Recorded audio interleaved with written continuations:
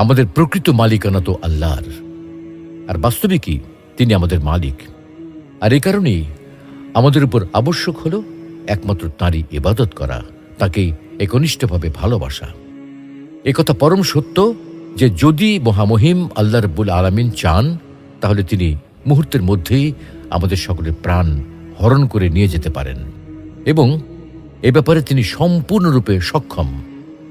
আমরা যে প্রতিদিনই ঘুমাই, এর অর্থ হল আমরা প্রতিদিনই মৃত্যুবরণ করি, কারণ ঘুম হল ছোট মৃত্যু।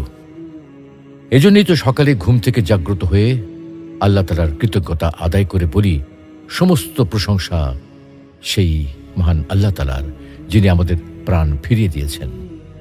এখনো যে আমরা বেঁচে আছি, এ তো তাঁরই আদেশে, তারই অনুগ্রহে বেঁচে আছি। হে আল্লাহ, আপনাকে সাক্ষী রেখে বলছি, আমি আপনাকে ভালোবাসি। হে আল্লাহ, আপনি আমাদেরকেও তাদের অন্তর্ভুক্ত করুন যাদের আপনি ভালোবাসেন। কিভাবে আল্লাহর কাছে ক্ষমা চাইবেন?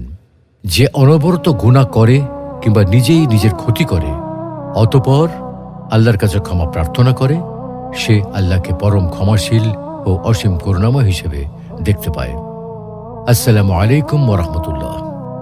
সুপ্রিয় দর্শক, মানুষ মাত্রই ভুল করে, কারণ মানুষের মাঝে জন্মগতভাবেই ভুল করার প্রবণতা রয়েছে, আর তাই কোনো মানুষই ভুলের ঊর্ধ্বে নয়।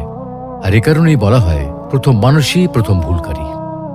মানুষের এইসব ভুল হতে পারে মনের ইচ্ছায় কিংবা অনিচ্ছায়, তবে ভুল যেভাবেই হোক না কেন, কোনো কাজে ভুল করে সঙ্গে সঙ্গে আল্লাহর কাছে ক্ষমা প্রার্থনা করলে আল্লাহ তাআলা বান্দাকে ক্ষমা করে দেন। আল্লাহর ক্ষমার পরিধি কতটুকু বিস্তৃত!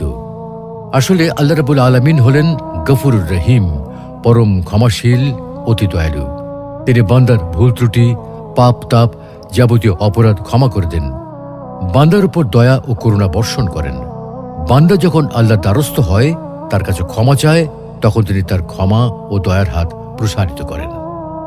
বান্দা ইস্তেগফার করলে তিনি বান্দার উপর নেমে আসা অনিবার্য আযাব পর্যন্ত বন্ধ করে দেন।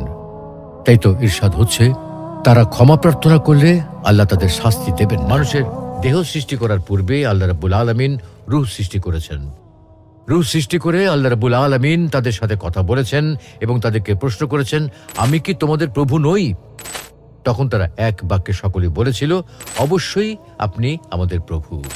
তাই বলা যায় যে রূহের জগতে কেউ কাফের ছিল না, কেউ মুশরিক ছিল না, সকলেই মুমিন ছিল। রূহের জগতে আল্লাহ তাআলা মানুষের কাছ থেকে তার রুবুবিয়ত বা প্রভুত্ব সম্পর্কে ওয়াদা নিয়েছিলেন। আল্লাহ তাআলা মানুষকে জিজ্ঞেস করেছিলেন, আমি কি তোমাদের রব নই? ওই দিন আল্লাহ তাআলার জালালিয়তের সামনে কেউ তার রুবুবিয়ত বা প্রভুত্বকে অস্বীকার করতে পারেনি। যারা দুনিয়াতে এসে কাফের হয়েছে, তারাও অস্বীকার করতে পারে নাই। সবাই এক বাক্যে আল্লাহ তাআলার রুবুবিয়ত বা প্রভুত্বের স্বীকৃতি দিয়েছিল। রূহের জগতে কেউ কাফের ছিল না, সবাই একমাত্র আল্লাহ তাআলাকেই মান্য করেছিল। তাই কোনো নাবালক বাচ্চা মৃত্যুবরণ করলে তার কোনো পাপ নেই, সে মুমিন, তাকে জান্নাত দেওয়া হবে, সে জান্নাতে বসবাস করবে। ঠিক তেমনি কোনো পাগল ব্যক্তিরও কোনো পাপ নেই, সেও জান্নাতে প্রবেশ করবে, কারণ তারা সবাই রূহের জগতে আল্লাহ রাব্বুল আলামিনকে রব হিসেবে স্বীকৃতি দিয়েছিল। যেমনটি হাদিস শরীফ এসেছে, মহানবী সাল্লাল্লাহু আলাইহি ওয়াসাল্লাম বলেন, প্রতিটি মানুষ ফিতরাতের ওপর জন্মগ্রহণ করে থাকে। ফিতরা হচ্ছে আল্লাহর প্রতি বিশ্বাস